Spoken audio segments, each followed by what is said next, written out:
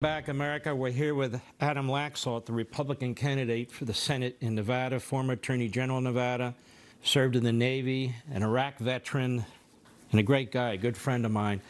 Adam Laxalt, it's a very close campaign in Nevada. The latest poll I saw has you slightly ahead of your opponent. Your opponent tends to be in the witness protection program. I don't even know what her voice sounds like, but I do know that she casts one of 100 votes every single time with Biden and with Schumer and does not represent the interests of your state. Did she vote for the 87,000 new IRS agents? You know, not only did she vote for it, but there wasn't even a debate over whether she would be a vote for it, Mark. She is always there for Joe Biden when he needs her in this transformative legislation that they've done to destroy our country. Which is why, you know, we're doing well in this race. The only thing they have going for us, Mark, is absolutely unlimited money. I know you've covered this. They just get to raise all this money from New York and California to try to distort their record. So, yeah, of course she's in the witness protection program because she doesn't want to get any questions about all these crucial votes she's taken with Joe Biden on the border, on inflation, on law and order issues. These are issues that Nevadans most certainly care about. They know that Joe Biden has taken us in the wrong direction. He's at 37% in our state right now, which is why we feel really good about the race. As long as we have the resources, and I do ask our conservatives all over America to help get guys like me over the line and match the spending of the liberals, AdamLaxalt.com. I mean, this is, as long as we get our message out and we make sure that Nevada voters know that she's a rubber stamp for Joe Biden, we're going to win this race. And this will be the 51st Senate seat that gets us back to U.S. Senate. Nevada's in the desert, obviously. I've had relatives who live there. I love the state. So you're dependent heavily on imports of fuel and water. And when you're facing a radical extremist administration like this, that's trying to take away the infrastructure for water and is at war with fossil fuels that Las Vegas needs, Reno needs, the whole state needs, and your opponent votes for all of this trash, do you think the people of Nevada, despite the tens of millions of dollars that are being spent against you, understand where she stands and what she's going to do to their lives as a practical matter? Yeah, look, first and foremost, we still have gas at $5 and higher. We trail only Hawaii and California. That should tell your viewers a lot. And Nevada, by the way, has never had gas prices close to California.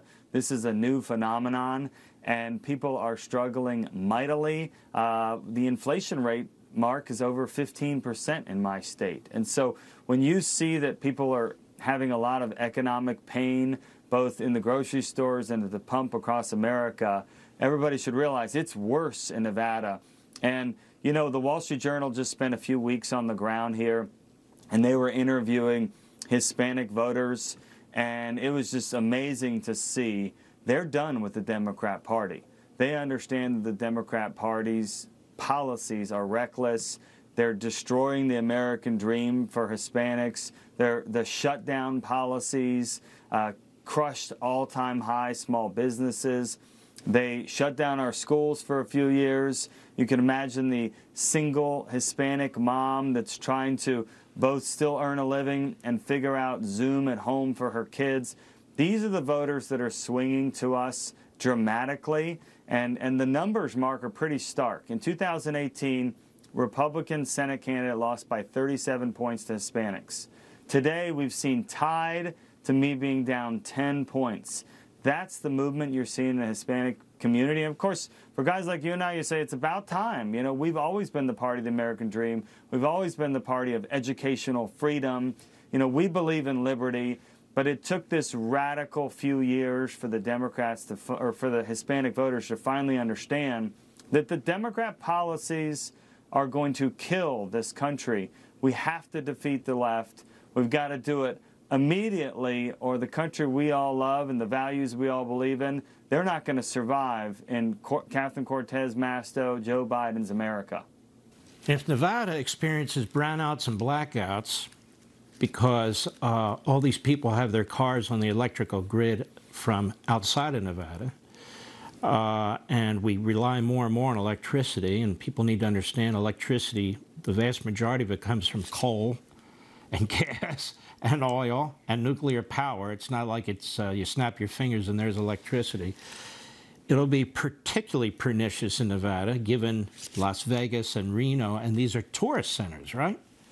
The dishonesty on the Green New Deal is absolutely astounding. The math does not work. We all know this, but the media, unfortunately, they never hold the Democrats accountable for these policies. Mark, Envy Energy sent text to Nevadans just last week. When it was making national news about California, we got the same text that said, set your thermostat at 78 degrees or higher, unplug your major appliances in the evening, and oh, by the way, for the few thousand electric vehicles in our state, don't plug in your electric vehicles. I mean, this is a nightmare, and I know Nevadans do not want to sign up for a program where government and the Democrats get to tell us what temperature our thermostat should be in our own home. But that's where we're headed. And the most important thing for us is to be able to tell voters, this is because of policy. This is because of Joe Biden and Senator Catherine Masto policy. This is not an accident. This isn't because of climate change. This is because of their bad votes and their bad policies that are killing the energy industry in America. We all know that under Trump, we were energy independent. We were an exporter. Things were heading in the right direction. Their policies took us south. And I certainly think that Nevadans know that. I think Americans understand that. But we got work to do as a party. After we win this race and we take the Senate, we need to conclusively prove that these alternatives, while they're fine to be in the mix, they're not going to replace fossil fuels. Right on. We'll be right back.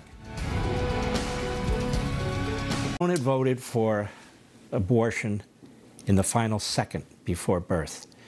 And women who've had babies understand what that means. That means right before delivery, they have to execute the baby in the womb.